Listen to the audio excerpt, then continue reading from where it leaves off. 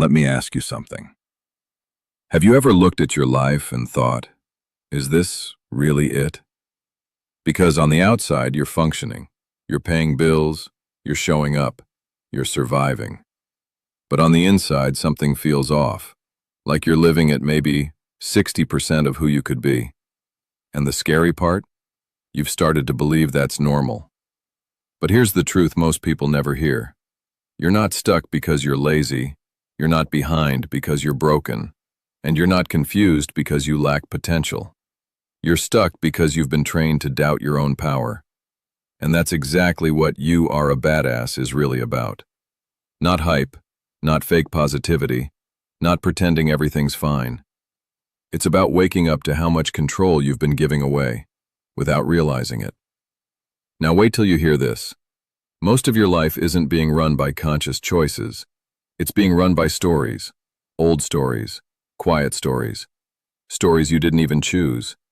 Things like, "I'm just not that confident," "Money is stressful," "People like me don't get ahead," "I'll do it someday." And here's the wild part. You repeat these stories so often, your brain stops questioning them. They become facts, even when they're not true. Jen Sincero calls this your subconscious autopilot. I'll say it more bluntly. It's the part of your mind that keeps you playing small while telling you it's just being realistic. Ever notice how your inner voice is rarely encouraging? It doesn't say, "Hey, you're learning." It says, "Don't embarrass yourself." It doesn't say, "Go for it." It says, "Who do you think you are?" That voice isn't wisdom. It's fear dressed up as logic. And fear has one job: keep you exactly where you are. Now here's where it gets real. Most people think their thoughts are who they are. They're not. Thoughts are habits, and habits can be changed. But first, you have to catch them. Because the moment you notice a thought like, "I'm not good enough," and question it, you break its spell. Ask yourself this: who taught me that? Was it a parent, a teacher, a bad relationship, a moment when you failed and decided it defined you forever? Here's a reality check. A belief picked up in pain does not get to control your future. And yet, we let it. We let one bad chapter become the whole story. But wait, this is important. Your brain isn't trying to ruin your life. It's trying to keep you safe. Familiar feels safe, even when it sucks. So if struggle is familiar, your mind will cling to it. That's why change feels uncomfortable. That's why growth feels scary. That's why stepping into confidence feels almost wrong at first. Not because it is wrong, but because it's new. And your nervous system hasn't caught up yet. Now here's the shift. You don't change your life by waiting to feel confident. You build confidence by acting before you feel ready. Confidence is not a personality trait. It's a side effect of keeping promises to yourself. Small ones, daily ones. This is where most people mess up. They wait for motivation. They wait for clarity. They wait for permission. But nobody is coming to hand you permission. And honestly, you don't need it. Because the version of you who figures things out is built by taking imperfect action, not by thinking harder. Think about it. How many times have you known what to do, but talked yourself out of it? Yeah, that's not lack of knowledge, that's lack of self-trust. And self-trust isn't built by being perfect. It's built by showing up anyway. Even when your inner critic is loud, even when fear is talking trash, even when you're unsure. Here's a line you need to hear. You are not here to play small so other people feel comfortable. You are here to expand. And the moment you decide that, everything starts to change. But here's the cliffhanger. Knowing this isn't enough, because awareness without action just turns into frustration. So in the next part, we're going to talk about the most important relationship of your life, the one you've probably been neglecting, the relationship you have with yourself. Let me say something most people never stop to consider. The longest relationship you will ever have is the one you have with yourself. Not your partner, not your friends, not your job. You. And here's the uncomfortable question. If you spoke to your friends the way you speak to yourself, would they still be around? Yeah, exactly. Most of us are brutal behind closed doors. We cheer for everyone else. We give grace to everyone else. But when it comes to us, we nitpick. We criticize. We replay mistakes like highlight reels. Jen Sincero doesn't sugarcoat this. She calls it what it is: self-abuse. And before you dismiss that as dramatic, think about it. If a voice followed you around all day saying, "You're not enough. You always mess things up. Why even try?" You'd call that toxic. But when it's your own voice, you call it honesty. Here's the truth. Self-criticism doesn't make you better. It makes you smaller. It drains energy, kills creativity, and keeps you stuck in hesitation. And here's where it gets sneaky. We think being hard on ourselves is how we stay disciplined. But discipline fueled by shame never lasts. It just burns you out. Now wait till you hear this. The brain doesn't respond best to punishment. It responds to encouragement. That's not motivational fluff. That's neuroscience. Your mind moves toward what feels safe and supportive, not what feels hostile. Which means if you want to change your life, you have to stop treating yourself like the enemy and start acting like you're on your own team. This is where "you are a badass" flips the script. Self-love isn't bubble baths and affirmations on a sticky note. It's respect. It's having your own back when things get hard. It's not abandoning yourself the moment you mess up. Because let's be real, you will mess up. That's not failure. That's being human. The difference between people who grow and people who stay stuck isn't talent. It's how they talk to themselves after the mistake. Do they say, "I'm an idiot"? Or do they say, "Okay, lesson learned, what's next"? One destroys momentum, the other builds it. Now here's a powerful shift. Stop asking, "Why am I like this?" and start asking, "How can I support myself through this?" That single question changes everything. It turns judgment into curiosity. It turns shame into strategy. And yes, it feels awkward at first, because most of us were never taught how to encourage ourselves. We were taught to perform, to impress, to earn approval. So when that approval isn't there, we collapse. But your worth was never meant to be outsourced. Here's something Jen nails perfectly. You don't find your purpose by overthinking it. You find it by paying attention. What excites you? What feels natural? What makes time disappear? Your purpose isn't hiding. You've just been too busy dismissing it as impractical or not good enough. And let me say this clearly. You don't need to justify what lights you up. Joy is data. Curiosity is a compass. Ignoring them is how people wake up 10 years later wondering where their life went. Now here's the uncomfortable part. Choosing yourself will disappoint some people. When you stop shrinking, people who benefited from your smallness will notice. And that's okay. You're not here to live according to someone else's comfort level. You're here to live honestly. And honesty requires courage. Courage to say no. Courage to try. Courage to be seen. But here's the reward. When you start respecting yourself, your energy shifts. You show up differently. You tolerate less nonsense. You attract different opportunities. Not because the universe is magical, but because your standards changed. And standards shape behavior. Now pause for a second. Think about one area of your life where you've been betraying yourself. Overworking. Staying quiet. Settling. You already know what it is. What would it look like to choose yourself there? Just once. Not perfectly. Just honestly. Because here's the thing. You don't become a badass overnight. You become one decision at a time. And the next part? That's where we talk about energy, focus, and why your thoughts are shaping your reality more than you realize. Here's something nobody tells you growing up. Your life doesn't move in the direction of your goals. It moves in the direction of your dominant thoughts. Not the ones you say out loud, the quiet ones, the automatic ones, the ones that run in the background while you're brushing your teeth or scrolling at night. Jen Sincero puts it bluntly, your brain is your bitch. Harsh? Yes. True? Also yes. Because if you don't consciously guide your thoughts, they will default to fear, doubt, and worst-case scenarios. Why? Because your brain's job isn't happiness, it's survival.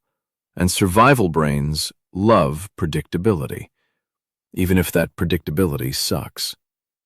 That's why you can know you deserve better and still stay stuck. Your mind whispers, at least this is familiar. Now wait till you hear this. Your thoughts aren't just opinions, they're instructions. Every thought sends a signal to your nervous system.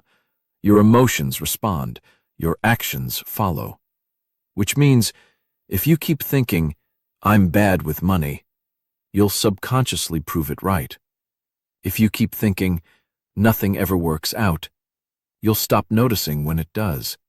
Not because the universe hates you, but because your focus filters reality. This is where the law of attraction gets misunderstood. It's not magic. It's momentum.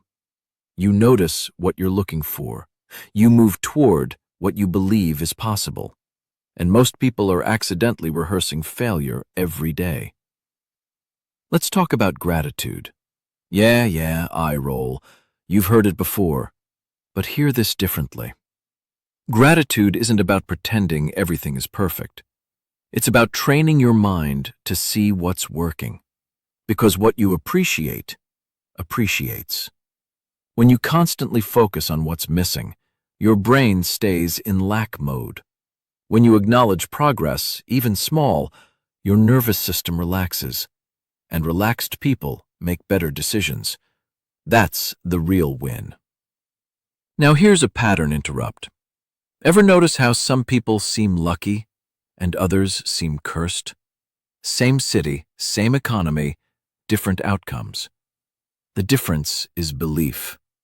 Lucky people expect things to work out, so they take chances. Unlucky people expect disappointment, so they hesitate. And hesitation kills momentum. Jen talks a lot about forgiveness here, and it's not the fluffy kind. Forgiveness isn't for them, it's for your energy. Holding resentment is like dragging a weight behind you and wondering why you're tired. You don't forgive to excuse what happened. You forgive so it stops running your life. Because resentment keeps you emotionally tied to the past, and you can't create a new future while living there. Now let's get practical. Meditation. Before you panic, no chanting required. Meditation is just learning to sit with your thoughts without obeying them. Even 5 minutes a day teaches your brain something powerful. I'm not my thoughts. I choose them. That's freedom. And once you realize thoughts are optional, you stop letting every fear dictate your behavior. You still feel fear, you just don't let it drive. Here's another truth bomb. Giving creates abundance, not because you'll magically get rewarded, but because generosity shifts your identity. You stop seeing yourself as someone who's barely surviving and start seeing yourself as someone who has something to offer. And identity shapes behavior. Now let me challenge you. What if your current struggles aren't signs you're failing, but signals you're leveling up? Discomfort isn't danger, it's expansion. Every time you stretch beyond who you've been, your ego screams. That doesn't mean stop, it means continue. And this is where most people quit. Not because they can't do it, but because it feels unfamiliar. Growth feels awkward before it feels empowering, always. But here's the payoff. When you stop fighting your thoughts and start guiding them, life gets lighter, not easier, clearer. And clarity creates confidence. Next up, we're talking about fear, excuses, and why waiting to feel ready is the biggest lie you've been sold. Here's the truth nobody wants to hear. Confidence doesn't come before action. It comes from action. Jen Sincero is ruthless about this. You don't get clarity, motivation, or courage first. You get them after you move. Waiting to feel ready is just fear wearing a nice outfit. And fear is sneaky. It sounds reasonable. I'll start when I have more time. I'll do it once I'm more qualified. I just need to think it through a little more. No, you don't. You need to act. Because action sends a message to your brain. This matters. Pay attention. And once your brain gets that signal, it starts cooperating. Now here's where it gets real. Most people aren't stuck because they lack talent. They're stuck because they lack commitment. They want guarantees before they begin. But commitment means deciding before the evidence shows up. You move first. The support follows. That's how growth works. Jen talks a lot about money here, and not in a get-rich-quick way. She reframes money as energy, neutral, responsive, honest. If you treat money like an enemy, it keeps its distance. If you see it as a tool, it flows more easily. But here's the uncomfortable part.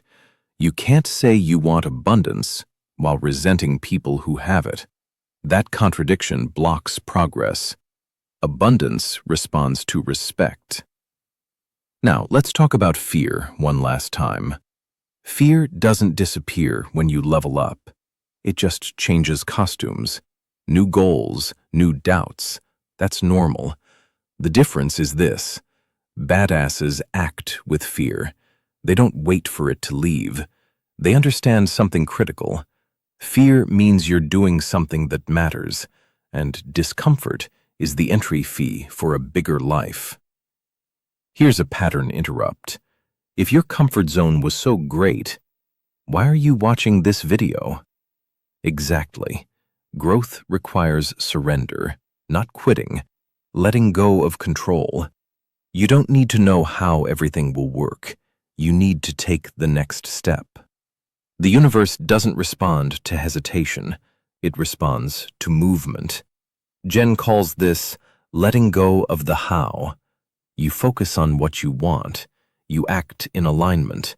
You stay open. That's it. And no, it's not passive. It's disciplined trust. Now, let's land this. You are not broken. You never were.